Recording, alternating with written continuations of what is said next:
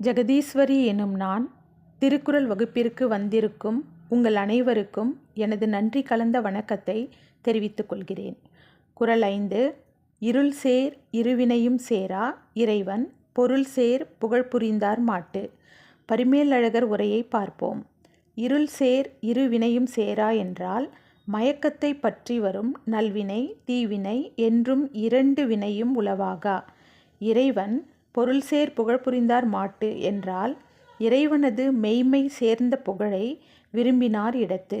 இந்த குறளானது வாக்கினாலே இறைவனை வழிபடும் முறை பற்றி கூறுகிறது. நல்வினை என்றால் நன்மை செய்வதால் கிடைக்கும் பலன், தீவினை என்றால் தீமை செய்வதால் கிடைக்கும் பலன். இந்த இரண்டு வினைகளும் நமக்கு மயக்கத்தை தரும் என்கிறார். ஏனெனில் தீவினை செய்வதால் மீண்டும் பிறவி உண்டாகும் என்றால் நல்வினை செய்வதாலும் மீண்டும் பிறவி உண்டாகும். எனவேதான் இருவினையும் இருள் சேர் என்றார். இங்கே இருள் என்றால் மயக்கம் என்று பொருள். பாவம் செய்வதால் அதன் துன்பத்தை அனுபவிக்க பிறவி உண்டாகும் என்றால் புண்ணியம் செய்யும் பொழுதும் அதன் நன்மையை அனுபவிக்க பிறவி உண்டாகும்.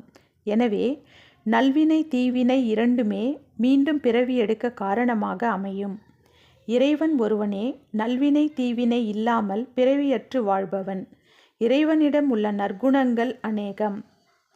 அவற்றில் ஒரு நற்குணமும் இல்லாத மனிதர்களிடம் அவை இருப்பதாக கருதி அவர்களை புகழ்கிறவர்கள் அறிவற்றவர்கள் என்கிறார். எனவே நற்குணங்கள் முழுவதும் உடைய இறைவன் புகழே பொருள் சேர் புகழ் எனப்பட்டது.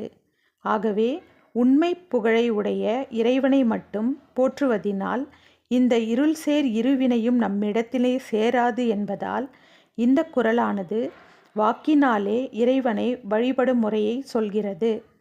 நம்முடைய கல்வி செல்வம் சேனலை சப்ஸ்கிரைப் செய்து பெல் பட்டன் கிளிக் செய்து கொள்ளவும். திருக்குறள் நம்முடைய வாழ்க்கையை சிறப்பாக வழிநடத்தி செல்லும் என்றபடியால் தொடர்ந்து இணைந்திருங்கள். லைக் ஷேர் கமெண்ட் செய்து பயன்பெறுங்கள். மீண்டும் ஒரு முறை குறள் வாசிப்போம். இருள் சேர் இரு வினையும் சேரா இறைவன் பொருள் சேர் புகழ் புரிந்தார் மாட்டு.